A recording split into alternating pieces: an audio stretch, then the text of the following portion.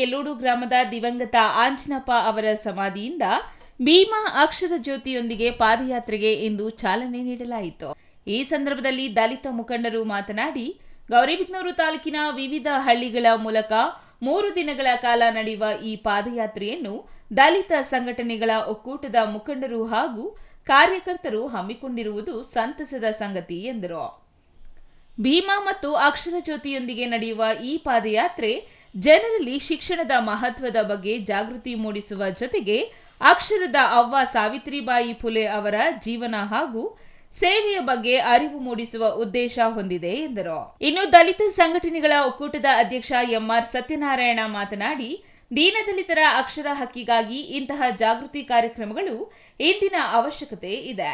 ತಾಲೂಕಿನಲ್ಲಿ 2ನೇ ಬಾರಿ ಕೊರೆಂಗ ವಿಜಯೋತ್ಸವ ಹಮ್ಮಿಕೊಳ್ಳಲಾಗಿದ್ದು, ಇಂತಹ ಕಾರ್ಯಕ್ರಮಗಳು ಜನಸಾಮಾನ್ಯರಲ್ಲಿ ಸಂವಿಧಾನಾತ್ಮಕ ಮೌಲ್ಯಗಳು ಹಾಗೂ ಸಾಮಾಜಿಕ ಜಾಗೃತಿಯನ್ನು ಹೆಚ್ಚಿಸುತ್ತವೆ ಎಂದರು.